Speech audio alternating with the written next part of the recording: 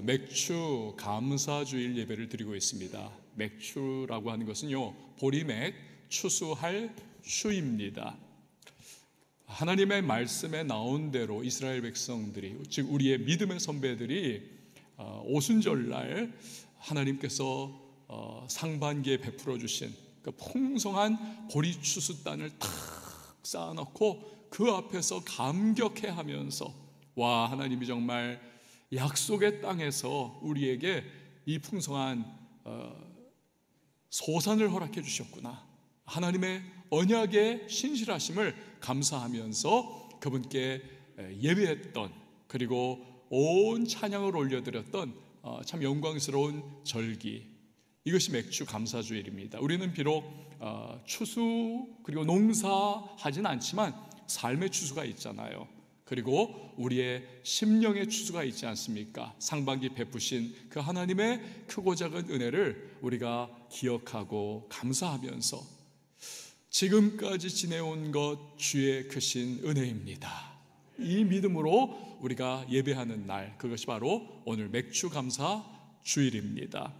자, 그런데요, 어떤 분은 이 생각하는 분이 계실지 몰라요. 아유, 뭐 내가 감사할 게 도무지 있어야지, 경제적인 문제가 너무 어렵고 또 인생의 문제가 첩첩산중이고 자녀의 어려움, 그리고 사업이나 직장의 일터에 참 곤고함, 여러 가지 건강의 문제, 이런 것들이 마치 꽉 막혀있는 문과 같이 너무나 답답하고 힘든 그러한 인생의 어려움이 되어서, 그래서 정말 감사거리가 없구나, 이 마음인 분이 계실지 몰라요. 여러분, 그렇다면 그 꽉 막힌 문을 열어야 하지 않겠습니까? 우리 어떻게 하면 그 인생에 꽉 닫혀있는 막힌 문을 열 수가 있을까요? 우리가 살다 보면 아이러니가 있습니다. 즉 역설적 상황들을 직면을 할 때가 있습니다. 예를 들어 산불을 끄는 방법이 그거 아닙니까? 여러분, 뭐 작은 산불이 이렇게 타고 있다면 소방관들이 진압하기 위해 와가지고 호스로 물을 쫙 집중적으로 뿌리면 그 산불은 진화가 될 거예요. 하지만 대규모 산불, 이건 뭐 산 전체를 완전히 화마가 뒤덮어가며 그렇게 산 아래 동네들을 완전히 초토화하려고 하는 이런 정도의 대규모 강렬한 산불은요, 그렇게 해가지고는 택도 없습니다. 그럴 때는요, 산불 쪽으로 만약에 바람이 휙 불어갈 때, 산불 쪽으로 바람이 불 때 오히려 산불의 피해를 입을 지역의 그 앞쪽에다가 소방관들이 불을 넣는 겁니다. 불을 확 붙여버리는 거예요. 쫙 전선을 형성해가지고. 그럼 그 불이 나무들을 확 태우면서 가다가 결국 맹렬하게 내려오던 산불하고 딱 만나게 되는 것이죠. 그러면 산불이 옮겨 붙어야 할 나무들이 이미 아래에서 불을 다 붙여놨기 때문에 더 이상 탈 나무가 없는 거 아닙니까? 그래서 결국 산불이 꺼져버리는 것이죠. 이걸 모르는 분들은 소방관들이 그 산불을 일부러 놓는 그 모습을 보면서 저 지금 뭐 하는 짓이냐? 그렇게 할 수 있지만, 그러나 멀쩡한 산에 불을 내므로써 더 큰 산불을, 이 화마를 완전히 진압을 할 수가 있는 겁니다. 이런 게 역설적인 상황인 것이죠. 여러분, 인생의 문이 꽉 막혀 있을 때도 그렇습니다. 역설적으로, 그럴 때는 역설적으로 그 상황에서도 우리가 감사거리를 생각을 하고 선제적인 감사를 드릴 때 오히려 인생의 문이 활짝 열리게 되는 것입니다. 오늘 그것을 체험한 분이 바로 구약의 선지자 요나 선지자입니다. 하나님은 선지자 요나에게 니느웨로 가서 회개를 외쳐라. 요나는 거부합니다. 왜냐하면 민족주의라고 하는 이 뿌리 깊은 요나의 고정관념, 그리고 이 니느웨 사람들이 누구입니까? 이스라엘을 때만 되면, 시만 되면 침략해와 정말 공격하고 사람들을 죽이고 막 노략질을 해가던 아수르 제국의 수도가 니느웨가 아니던가요? 그러니 거기 가서 하나님이 40일 후면 이 니느웨를 멸망시키리라. 그렇게 하지 않으려면 회개해야 한다.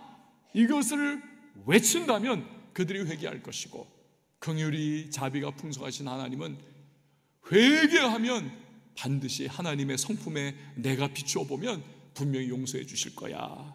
진노와 심판을 거두실 거야. 이걸 견딜 수가 없는 거예요.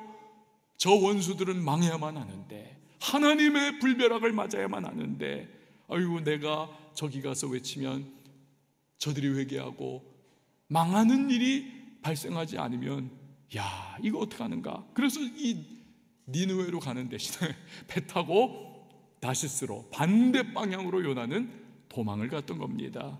하나님은 이런 요나에게 거대한 폭풍을 보내시지요. 배가 침몰할 지경에 이릅니다. 선장과 선원들이 평생 갈고 닦은 항해 기술을 발휘하여 이 폭풍우를 돌파해 보려고 해도 되지를 않습니다. 심지어는 배를 가볍게 하기 위해서 침몰하지 않으려고 생명 같은 피 같은 선정물들을 다 눈물을 흘리면서 바다에 버리는 일이 발생하죠. 그래도 아무 소용이 없습니다. 그러자 결국 뱃사람들은요 미신을 끄집어내는 거예요. 용왕님이 진노했다. 누군가가 용왕님의 심기를 거슬렸던지 죄를 지어서 지금 이 폭풍과 이 풍랑을 우리에게 보낸 거야. 그게 누군지 알아보자. 제비 뽑기를 했습니다. 설마 했는데 제비가 요나에게 뽑혔습니다. 그러니까 하나님께서는 그 고대 뱃사람들의 미신적인 방법에까지 개입을 하셔가지고 요나를 책망을 하고 계시는 겁니다. 제 아무리 불순종하고 제 아무리 도망을 치긴 했지만 그래도 요나가 선지자 아닙니까? 하나님 앞에서 더 이상 달아날 수 없음을 깨닫는 거예요. 또 요나 적어도 신앙 양심이 있는 그런 사람 아닙니까? 나 때문에 이 사달이 난 겁니다. 선장과 선원들이요, 내가 이 배에 여전히 타고 있으면 당신들 다 함께 죽습니다. 그러니 나를 바다에 던져버리십시오. 나 하나로 끝나버리면 당신들은 생명을 부지할 수 있을 겁니다. 그래야 폭풍우가 멈춥니다. 결국 요나는 풍랑 있는 바다에 던져지죠. 그때 하나님이 보내신 큰 물고기, 학자들에 따라서 이 물고기가 뭐냐? 고래다. 아니다. 고대의 거대 상어인 메갈로돈이다. 뭐 여러 가지 분분합니다만 성경은 큰 물고기라고 그냥 그렇게 표현을 합니다. 이 물고기가 요나를 꿀꺽 집어삼키죠. 물고기 뱃속에서 사흘을 보내는 겁니다. 하나님의 명령을 거스르고 반역하고 지금 불순종하여 도망가는 요나가 물고기 뱃속이라고 하는 감옥에 갇히게 된 것입니다. 이때 비로소 요나는 자신이 애써 회피하던 하나님을 찾습니다. 그분께 기도를 시작합니다. 우리 다 같이 1절 말씀 읽어보도록 하겠습니다. 시작. 요나가 물고기 뱃속에서 그의 하나님 여호와께 기도하여. 아멘. 여러분, 우리도 인생이 때로는 사방팔방이 꽉 막혔다 이 생각이 들 때가 있습니다. 그 어떤 방법도 없다고 여겨질 때가 있습니다. 그때 우리가 해야 할 일도 요나와 같습니다. 요나처럼 우리는 그때에 하나님을 찾고 하나님께 기도해야 할 줄 믿습니다. 거기서부터 인생 실마리가 풀리기 시작하는 겁니다. 만약에 요나가 하나님을 찾지 않았다, 요나가 하나님께 기도하지 않았다, 만약에 요나가 이 꽉 막히고 답답한 물고기 뱃속 내가 내 방법과 내 힘과 내 수단 동원해서 인간적으로라도 내가 한번 탈출해 봐야지, 그래서 물고기 위장을 찢고 물고기 배를 또 가죽을 찢고 나왔다라고 생각을 해보세요. 깊은 바다 속에서 유일하게 생명을 유지하던 상황이 그 순간 끝장이 나버리는 겁니다. 그러고 보니까 감옥 같은 물고기 뱃속은 다른 한편으로는 요나의 생명을 보호해 주시는 하나님의 은혜와 자비의 공간이었던 것입니다.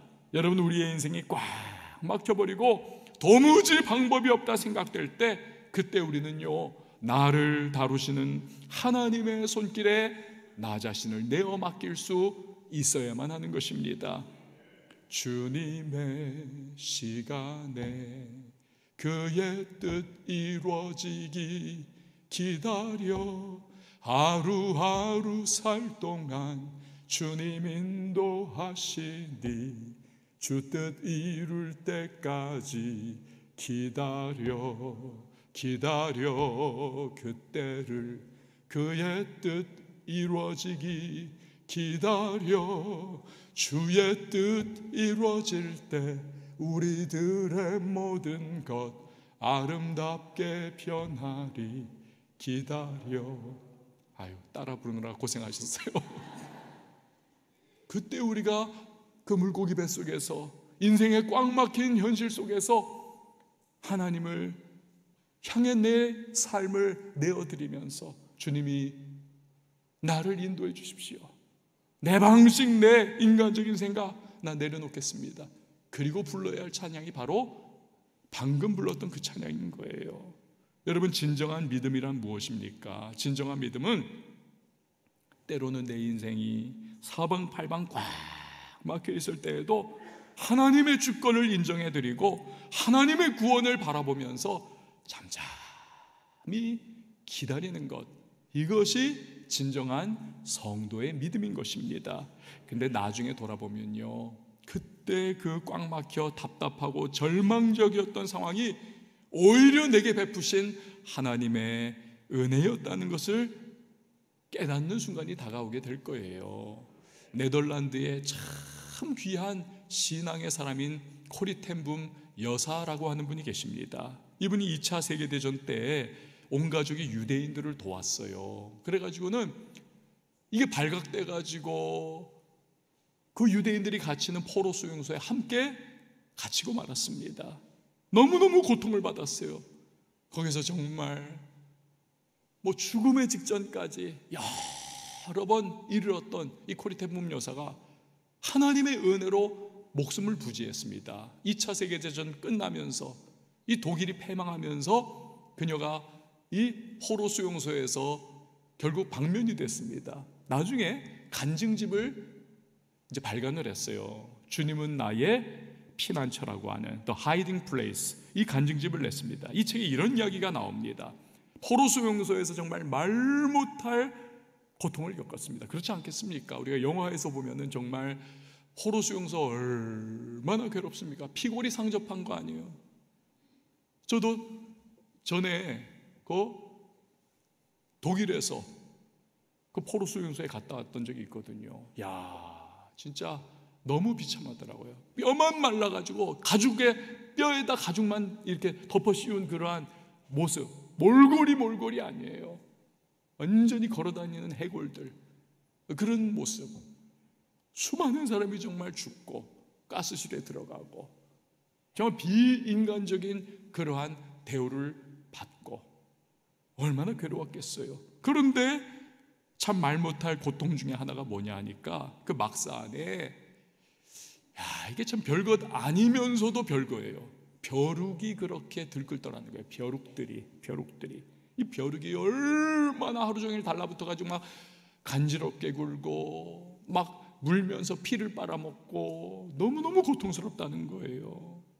그래가지고 이걸 막 긁고 막 벼룩을 잡고 너무 괴로워하면서 막 불평이 나오고 막 그냥 한탄이 터져 나오는데, 그때 이 코리 텐 붐 여사의 여동생이 베시입니다. 이 베시가 말을 하기를, 언니, 성경에 범사에 감사하라고 했잖아. 그거는 지금과 같은 이 상황도 감사하라는 것 아니겠어?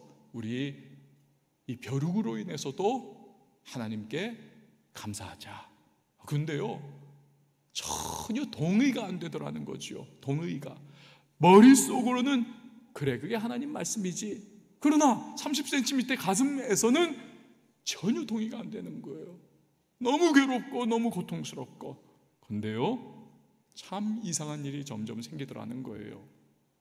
막사 안에 벼룩이 들끓고 더 들끓고, 얘네들이 또 새끼를 까가지고 더 그냥 들끓고 하니까 그때까지는, 그 전에는요, 요 독일군들이 수시로 들어와가지고 이 막사를 점검하고 하여튼 막 뒤집어 엎고 난리를 부렸는데, 이 벼룩이 막 어마어마하게 들끓는 그 시점부터 독일군들이 들어오질 않더라는 거예요. 야, 저기 들어가면 우리도 벼룩 때문에 죽을 고생하게 된다.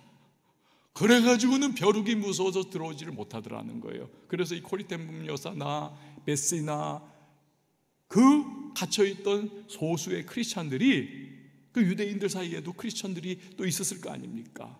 이 사람들이 옹기종기 모여가지고 성경 공부를 하고 기도를 하고 신앙을 지켜나가는, 아니 믿음 생활을 할 수가 있게 되더라는 것입니다. 얼마 후에 코리템붐이 성경 공부에 모인 사람들에게 이렇게 고백을 해요. 나는 베스의 신앙을 지금에야 깨닫게 되었습니다. 우리는 벼룩을 보내주신 하나님께도 감사드려야 합니다. 우리는 벼룩을 우리를 괴롭히는 불평의 대상으로만 생각해 왔지만 벼룩은 우리가 안전하게 성경 공부를 하도록 우리를 지켜주기 위해 하나님께서 보내신 하나님의 사자이기도 하였습니다. 사랑하는 여러분, 물고 뜯고 피를 빨아먹고 괴롭히는 이 벼룩에게 둘러싸인 상황이 깨닫고 보니까 하나님께서 보내어 주신 보호의 울타리였다. 이걸 고백하는 신앙. 여러분, 그렇다면 우리 인생을 둘러싼 꽉 막힌 상황도 나중에 보면요, 우리가 얼마든지 그 고백을 하는 날이 올지도 몰라요. 이제 보니까 그때 그 꽉 막혀 괴로워하던 그 상황이 나를 위한 주님의 은혜의 도구였다. 은혜의 순간이었다. 은혜의 장치였다. 이것을 고백하는 날이 오는 그 순간이 올 수 있는 것입니다. 여러분, 그러므로 인생이 꽉 막힌 상황에서 우리가 그 무엇보다 해야 할 것은 요나처럼 하나님께 초점 맞추고 기도로 나아갈 수 있기를 바랍니다. 이 큰 물고기 뱃속에 사흘 동안 선지자 요나가 가진 또 하나의 변화가 있어요. 그것은 고난과 괴로움의 상황조차 하나님의 허락과 계획 안에 있더라는 것입니다. 이걸 인정하는 거예요. 3절 말씀 우리 같이 한번 읽어보도록 하겠습니다. 시작. 주께서 나를 깊음 속 바다 가운데 던지셨으므로 큰 물이 나를 둘렀고 주의 파도와 큰 물결이 다 내 위에 넘쳤나이다. 아멘. 여러분, 참 놀라운 변화가 아닐 수 없습니다. 니느웨로 가라고 하는 말씀에 불순종했습니다. 다시 수행배에 탔습니다. 이거 뭡니까? 내가 이 배에 타서 먼 바다를 항해하여 저 다시 땅으로 가면 하나님의 간섭과 하나님의 영향력으로부터 벗어날 수 있을 거야. 멀어질 수 있을 거야. 도망칠 수 있을 거야. 이거죠. 하지만 거대한 폭풍우를 겪고 큰 물고기 뱃속에 삼켜진 이후에 요나는 깨달은 겁니다. 아하, 하나님은 온 세상에 충만하신 분이구나. 하나님은 이 폭풍 가운데에도 이 물고기 뱃속에도 함께 하셨던 분이시구나. 하나님은 불꽃 같은 눈동자로 내 모든 마음마저도 다 꿰뚫어 보시는, 나는 결코 하나님을 피할 수가 없구나. 그래서 사방팔방 꽉 막힌 물고기 뱃속의 고난과 괴로움도 하나님의 허락과 계획 안에 있다는 것을 인정하지 않을 수가 없는 것입니다. 여러분, 우리가요, 야, 저 사람 참 신앙 좋아. 여러분, 그 신앙 좋다는 것은 과연 무엇을 의미하는 것입니까? 결국은요, 내 인생에 대한 절대 주권이 하나님께 있다는 것을, 그걸 인정하는 겁니다. 내 인생의 모든 분야, 그것이 나의 가정이든 자녀이든 물질이든 건강이든 나의 일터이든 사업이든 나의 인간관계이든 내 전 인생의 분야를 하나님이 절대 주권의 손으로 붙들고 계시고 하나님이 주관하신다는 것을 믿고 살아가는 그 모습, 여러분, 이게 진짜 신앙의 참된 모습인 것입니다. 옛날에 여러분 우리가 세계사 때 배웠잖아요. 십자군 전쟁. 그 유럽의 귀족들이 예루살렘을 탈환하자, 이슬람으로부터. 그래서 십자군 전쟁을 여러 번 일으켜가지고는 그들이 출정을 하지 않았습니까? 그런데요, 쫙 출정식을 앞두고 이 사람들이 그 십자군 안에도 아직 세례받지 않은 사람들이 있거든요. 그 세례를 집례를 하는 겁니다. 근데 한 사람 한 사람 하면 이 수만 명의 십자군들을 언제 다 합니까? 어느 세월에 전쟁으로 나가야 되는데. 그러니까 강에다가 모아놓고는 한꺼번에 뛰어들라는 거예요. 그러고 나서 여기 땅 하면은 물속에 다 잠기는 거예요. 그러면 이제 사제가 한 번에 세례를 베푸느라 선포를 하는 건데, 이 십자군들이 그 세례를 받으러 물속에 풍덩 잠기면서도 기어코 끝끝내 머리끝까지 다 잠기지만 하나만큼은 물속에 잠기지 않게 했던 것이 있습니다. 자기들의 칼이에요. 칼만큼은 물 밖에 쫙 뻗어놓고 있더라는 거예요. 뭘 의미하는 겁니까? 정말로 십자군 전쟁이 하나님의 뜻을 세상 가운데 성취하는 순전한 믿음의 동기요 성경적인 진짜 바른 가치였다면 안 그랬겠죠. 그러나 이 칼을 내가 세례 받는 물속에 집어넣지 않는다, 나의 이 소유된 칼을 안 넣는다, 이건 뭐예요? 그럴듯하긴 하지만 내가 이 전쟁 속에서 내 칼만큼은 내 마음대로 활용을 하겠다는 거예요. 그러니까 이게 인간의 탐욕이요 욕심이요 불완전하고 타락하고 왜곡된 동기였던 것이죠. 목사로서 누군가에게 성경에 입각한 조언을 해줄 때가 있습니다. 성도님, 말씀에 의하면 이러하게 이게 옳습니다, 이렇게 하세요. 그럼 고개를 끄덕끄덕 하면서 묻기도 하고, 아 그렇습니까? 맞아요 하면서 호응도 해요. 그러나 많은 경우에 자신의 실제적인 현실 속에서는 그 들은 바 말씀, 기준, 이걸 그냥 팽개쳐버리고 결국에는 자기 생각대로 나아가는 분들이 10중 8구입니다. 그 말씀대로 순종하고 헌신하고 따라가는 분 정말 손에 꼽을 정도예요. 여러분, 그 순간에 정말 안타까워요. 신앙생활 하지만 삶의 그 부분만큼은 하나님의 절대 주권에 순복하지를 못하는구나. 너무 안타까운 거예요. 이게 아닌데. 그러면서 드는 생각, 아직 신앙이 갈 길이 멀구나. 여러분, 결국 신앙의 성숙은 하나님의 절대 주권을 얼마나 그리고 어디까지 인정하느냐, 이것으로 드러나는 겁니다. 예수님을 보세요. 왜 우리가 그분을 따라가는 신앙생활을 합니까? 예수님께서는요, 인간의 가장 절박한 그 마지막 외줄이잖아요. 마지막까지 붙잡는 무엇입니까? 생명 아닙니까? 생명까지도 하나님께 올려드리잖아요. 내 뜻대로 마시고 아버지의 원대로 하십시오. 이런 예수님이기 때문에 자신의 모든 부분을 절대주권자 하나님께 내어드리기 때문에 우리는 예수님을 일컬어서 성경은 믿음의 주요 온전케 하시는 예수님이라고 그렇게 말씀을 하고 있는 것입니다. 여러분, 우리가 하나님의 절대주권을 인정하게 될 때에 갖는 큰 유익이 있습니다. 꽉 막힌 인생의 해결책이 역시 하나님께 있다는 것을 우리는 깨닫게 되는 것입니다. 여러분, 생각해 보세요. 나의 인생의 모든 분야, 모든 부분에 대한 주권이 하나님께 있다면 전능하신 능력의 하나님께서 왜 우리의 삶에 역사해 주시지 않겠습니까? 그분께는 해결책이 있단 말이죠. 여러분, 아멘이십니까? 우리가 그분의 절대 주권을 인정하며 신뢰하며 믿으며 사는 사람들은요, 그래서 좌절과 절망과 자포자기로부터 얼마든지 벗어날 수가 있는 것입니다. 요나를 보세요. 큰 물고기 뱃속에 갇힌 것조차 하나님의 허락과 하나님의 계획하심을 인정하는 단계가 되니까 요나의 기도의 목소리, 그 색채가 달라지는 겁니다. 4절 말씀 우리 같이 한번 읽어봅니다. 시작.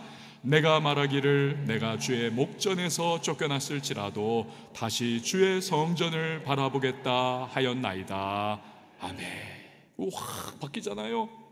도망치고 불순종하고 이랬던 요나가 이제는 내가 다시 주의 성전을 바라보겠습니다. 색깔이 완전히 바뀌는 거예요. 7절도요. 시작. 내 영혼이 내 속에서 피곤할 때에 내가 여호와를 생각하였더니 내 기도가 주께 이르러 싸우며 주의 성전에 미쳤나이다. 아멘. 그리고 9절 하반절에 보니까 구원은 여호와께 속하였나이다 하니라. 아멘. 인간적으로는 절망적이고 좌절하고 자포자기하는 게 당연한 상황입니다. 아니겠습니까? 깊은 바닷물 속이에요. 그것도 큰 물고기의 뱃속입니다. 그런데 놀랍게도 좌절, 절망, 자포자기 하나더라는 것입니다. 여러분, 우리도 마찬가지예요. 나폴레옹은 인간적인 결단만으로도, 인간적인 의지를 발휘하는 것만으로도 내 서전에 불과한 건 없다, 이 말을 했다면 전능하신 하나님, 나를 절대로 포기하지 않으신 하나님, 날 사랑하셔서 독생자 예수님까지 보내주신 하나님, 그 좋으신 하나님이 내 인생의 절대 주권자이심을 믿는다면 우리 사전에 어떻게 절망과 좌절과 자포자기라고 하는 단어가 있을 수 있겠습니까? 하나님이 내 삶을 주권적으로 붙잡고 계시고 그분에게는 해결책이 있다는 것을 믿는다면 제 아무리 꽉 막힌 인생이라 할지라도 하나님은 반드시 그분의 때에 그분의 방법으로 역사해 주실 줄, 우리의 삶의 꽉 막힌 문을 열어주실 줄 믿으시기를 바랍니다. 선지자 요나에게 그렇게 하신 거예요. 때가 되니까 큰 물고기를 보내어 주셔서 요나를 육지에 으악 하면서 토해내게 하시더라는 것입니다. 그런데요, 그 과정에서 하나님이 요나에게 기대하신 한 가지가 있었어요. 그리고 그것이 바로 그 꽉 막힌 인생문을 여는 열쇠였던 겁니다. 무엇입니까? 바로 감사였습니다. 감사. 9절에서 10절 말씀 시작. 나는 감사하는 목소리로 주께 제사를 드리며 나의 소원을 주께 갚겠나이다. 구원은 여호와께 속하였나이다 하니라. 여호와께서 그 물고기에게 말씀하시매 요나를 육지에 토하니라. 아멘. 여러분, 요나는 무엇을 감사했습니까? 두 가지예요. 첫 번째는 기도를 들으시는 하나님에 대한 감사입니다. 2절에 보면 이르되 내가 받는 고난으로 말미암아 여호와께 불레어 아뢰었더니 주께서 내게 어떻게 해요? 대답하셨고 스올의 뱃속에서 부르짖었더니 주께서 내 음성을 들으셨나이다. 두 번째는 그럼에도 불구하고 살아있음으로 인해서 감사를 합니다. 5절에서 6절 보니까 물이 나를 영혼까지 둘러싸우며 기품이 나를 에워싸고 바다풀이 내 머리를 감쌌나이다. 내가 산의 뿌리까지 내려가 싸우며 땅이 그 빗장으로 나를 오래도록 막았사오나 나의 하나님 여호와여 주께서 내 생명을 구덩이에서 건지셨나이다. 기도를 들으시는 하나님에 대한 감사, 또 그럼에도 불구하고 살아있음으로 인해서 감사를 하는 겁니다. 요나의 이러한 감사를 들으시고 비로소 하나님은 네가 이제 됐구나, 그래서 그 물고기를 명하여 요나를 무트로 토해내도록 하시더라는 겁니다. 여러분, 그러고 보면요, 신앙의 최고봉은 무엇이냐? 신앙의 최고봉은 바로 감사다라는 것입니다. 한번 저를 따라해 주십시오. 신앙의 최고봉은 감사입니다. 감사가 하나님을 가장 기쁘시게 하고, 감사가 하나님의 마음을 움직이고, 감사가 꽉 막힌 인생의 문을 여는 열쇠가 되는 것입니다. 시편 50편 23절에서도 그것을 말씀하지 않던가요? 우리 함께요. 시작. 감사로 제사를 드리는 자가 나를 영화롭게 하나니 그의 행위를 옳게 하는 자에게 내가 하나님의 구원을 보이리라. 아멘. 아유, 목사님, 아무리 그렇게 말씀하셔도 감사 건덕지가 있어야 하지요. 그런 분은요, 반드시 요나의 감사거리를 곰곰이 생각해 보셔야 해요. 아무리 없어도 그래도 우리에게는 우리의 기도를 들으시는 하나님이 계시지 않습니까? 하나님은 염려거리를 기도거리로 바꾸면 그 기도거리를 감사거리 그리고 간증거리로 바꾸어 주시는 좋으신 하나님이신 것입니다. 그러니 감사할 수 있는 거죠. 또한 아무리 괴롭고 곤고해도 그럼에도 불구하고 오늘 우리 살아있지 않습니까? 누군가 이런 말 하지 않았습니까? 네가 헛되이 보낸 오늘은 어제 죽은 이가 그토록 끓이던 내일이다. 그렇다면 여러분, 아무리 힘겨워도 오늘 우리 살아있다면 우리는 소망이 있고 우리에게는 여러분 기회가 주어지는 겁니다. 이게 얼마나 축복입니까? 감사해야 할 것입니다. 이런 이야기가 있어요. 어느 날 북극곰은 새하얗지 않습니까? 북극곰이 이제 살고 있었는데 북극곰의 집에 저 멀리서 먼 지적거린 흑곰이 찾아왔어요. 새까만 털을 가진 흑곰이. 그래가지고는 너무 오래간만에 몇 년 만에 만나가지고 부둥켜 안고 곰들이 하여튼 끌어안고 막 하여튼 부비부 막 그렇게 하여튼 너무 좋아가지고 막 그냥 그러다가 이제 저녁 식사를 다 했단 말입니다. 그런데 얄궂게도 흑곰이 이 흰 북극곰을 향해 이런 말을 하는 거예요. 아, 참 하나님도 무심하시지. 이 북극 얼마나 추워요. 아유, 근데 우리 북극곰 형님, 왜 하나님께서 나처럼 햇빛을 그냥 쫙 뜨겁게 받을 수 있는 새까만 털을 주면 될 텐데 왜 형님에게 그렇게 허연 털, 흰 털을 주셔가지고 햇빛을 다 반사하게 만드십니까? 아이고. 그랬더니 가만 생각해 보니까 이 북극곰이 마음이 싱숭생숭해지는 거예요. 그래서 하나님 앞에 짜증이 나기 시작한 겁니다. 진짜 그렇지. 저 흑곰처럼 내 털을 새까맣게 처음부터 주셨으면 얼마나 따뜻하겠어. 나도 추운데. 그렇지만 어떡합니까? 태어날 때부터 이렇지 뭐 대답을 했어요. 그랬더니 흑곰이 말하기를, 아이고 북극곰 형님 참 딱하십니다. 방법이 있단 말입니다. 방법이. 그게 뭔데? 염색을 하면 되잖아요. 까만색으로. 그래가지고는 그 말대로 새까맣게 염색을 했답니다. 그랬더니 정말 흑곰의 말대로 햇빛을 탁 끌어당기면서 얼마나 그냥 몸에서 땀이 날 정도로 막 뜨끈뜨끈해지기 시작한 거예요. 와, 좋다. 역시 사람은 좋은 친구를 둬야 해. 이러면서 지금 이 북극곰이 희희낙낙하고 있던 어느 날 갑자기 땅땅땅땅 소리가 나면서 총을 든 사냥꾼이 쫓아오기 시작하더라는 거예요. 걸음아 날 살려라 도망을 치면서 이 북극곰이 얼음 뒤에 싹 숨었습니다. 이제는 사라지겠지. 옛날에는 다 얼음 뒤에 숨으면 색깔이 하얘가지고 사냥꾼이 모르고 지나쳤거든요. 그런데 이게 웬일입니까? 새까매진 이 북극곰 결국 총에 맞아 죽었다는 거예요.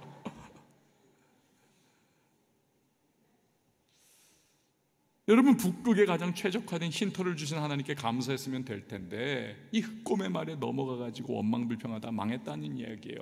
그렇다고 해서 흰머리를 가지신 여러분 염색하지 말라는 것이 아닙니다. 저는 이 흰곰과 북극곰의 이야기를 이렇게 생각하면서 마귀를 떠올리는 거예요.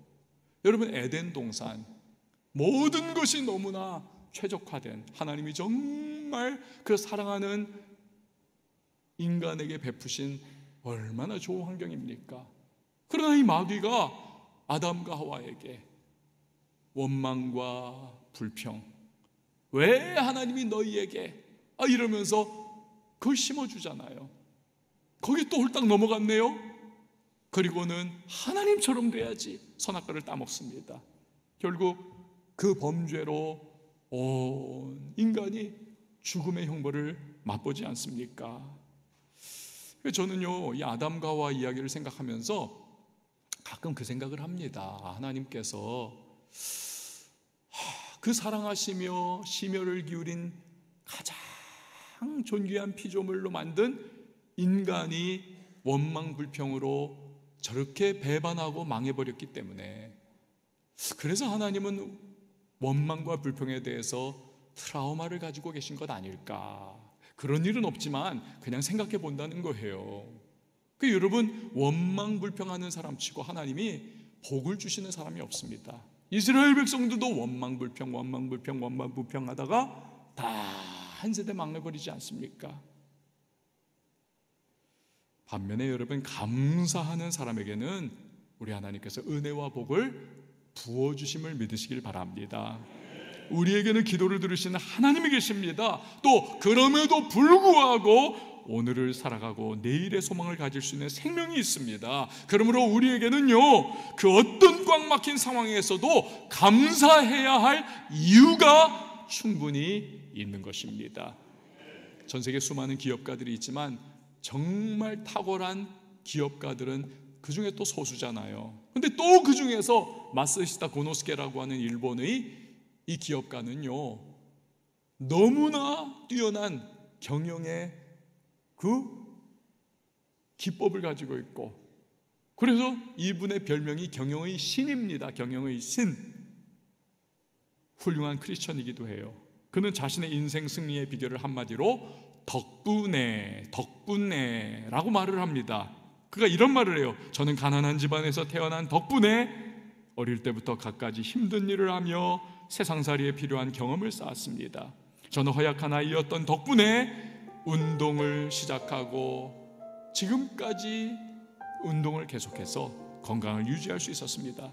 저는 학교를 제대로 마치지 못한 덕분에 만나는 모든 일을 스승으로 여겨 끊임없이 배울 수 있었습니다. 이게 저의 성공의 비결입니다. 여러분, 어떤 사람은요, 바로 그 덕분에 원망하고 불평하고 인생을 포기해버려요. 하지만 이분은요, 이 덕분에를 감사거리로 삼았습니다. 덕분에 하나님의 은혜와 축복을 누리는 거지요. 여러분, 오늘 맥주감사주일입니다. 여러분에게는 감사가 있으십니까? 감사가 마치 빛바랜 사진처럼 그 마음에 완전히 이제는 다 사라져가는, 희미해져가는 분들이 또 계실 거예요. 어떤 분은요, 내가 열심히 해서, 내가 남보다 그냥 죽을 둥살둥 일해서 내가 사업 이렇게 일궜고, 내가 내 힘으로 돈 벌었고, 그래서 우리 자식들 먹여 살리고, 그리고 공부시키고, 내가 열심히 성공해서 이렇게 살아가는 거지, 뭐 하나님께 무슨, 이런 마음 가지고 있는 분들도 계실 겁니다. 하나는 알고 둘은 몰라요. 그 힘을 주었고, 그 머리를 주었고, 그 능력을 주었고, 그 에너지를 주었고, 그 건강을 주었고, 무엇보다도 그 호흡과 생명을 주신 분, 그분이 하나님이십니다. 아유, 감사할 게 뭐 있어야죠 싶으십니까? 그렇다면 그분이야말로 더더욱 감사가 필요한 분이십니다.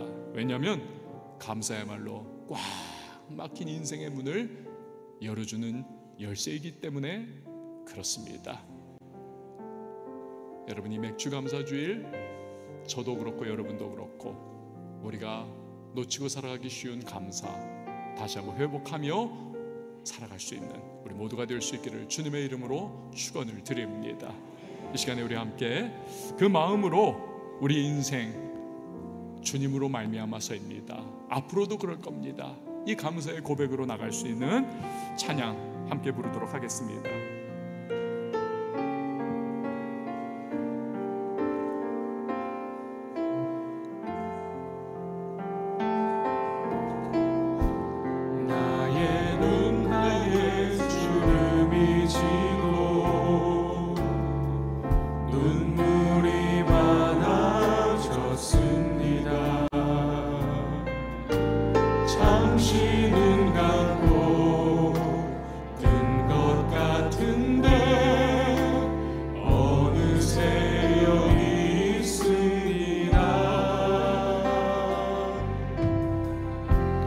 가슴 아픈 날도 많았었고 기쁜 날도 있었습니다.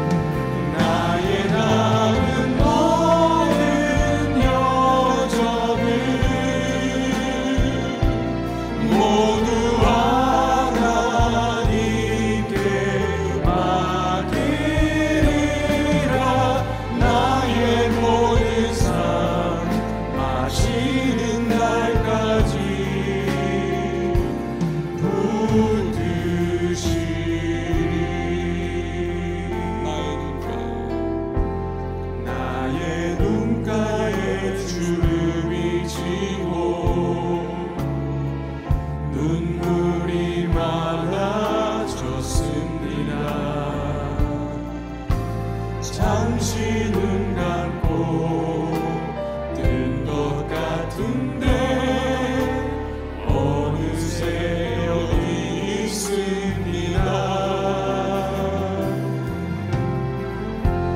가슴 아픈 날도 많았었고 기쁜 날도 있었습니다. 짧은 여정을 뒤돌아보니 하나님의 은혜입니다. 지금까지 나의 여정은 모두 하나님의 은혜라. 지금까지 나의 모든 여정 인도하셨네. 나의 남은 모든 여정을 모두 하나님께 맡기라. 나의 모든 삶 마치는 날까지 붙드시.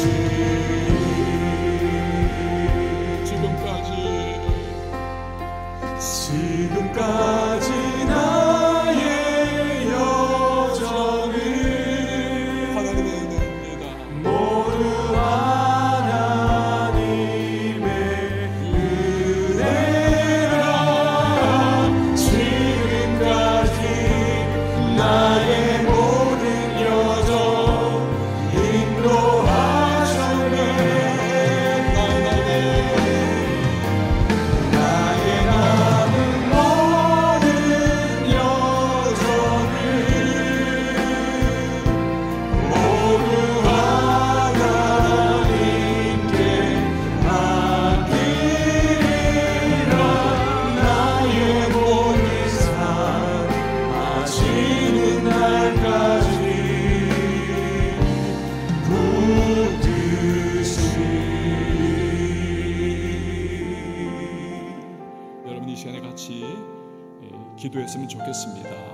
맥주 감사주일은 오늘 내 마음속에 하나님을 향한 진정한 감사가 자리 잡고 있는가, 이 부분 우리가 한번 점검해 봐야만 하겠습니다.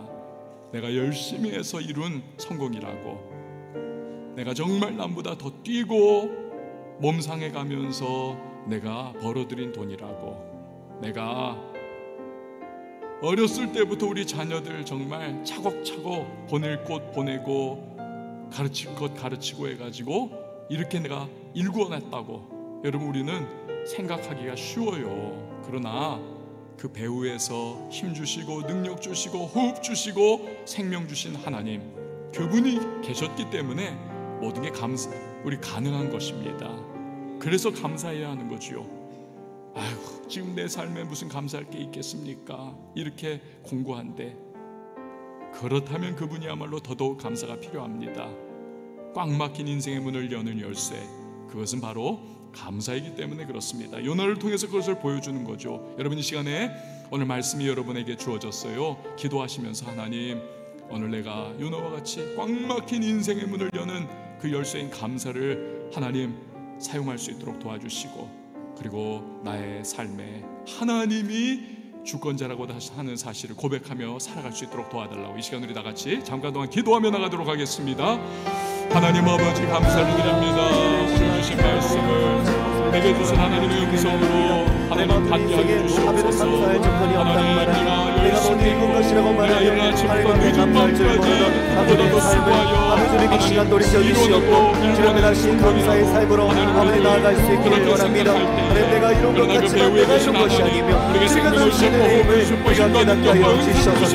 감사할 조건이 없는 다시 보이는 고난과 어려움 가운데서도 주님 그렇게 높고 그 막힌 인생의 문을 여는 감사로 지금까지 주신 하나님의 은혜로 내 생명을 구원해 주신 하나님의 은혜 주님 감사하며 하나님 더욱더 감사로 주 앞에 나갈 수 있도록 붙들어 주시옵소서.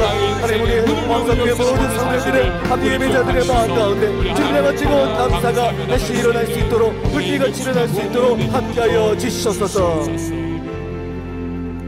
하나님 아버지, 우리의 삶에 감사가 다시금 회복되는 하나님의 사람들이 되게 하여 주시옵소서. 감사드리며 예수님의 이름으로 기도합니다. 아멘.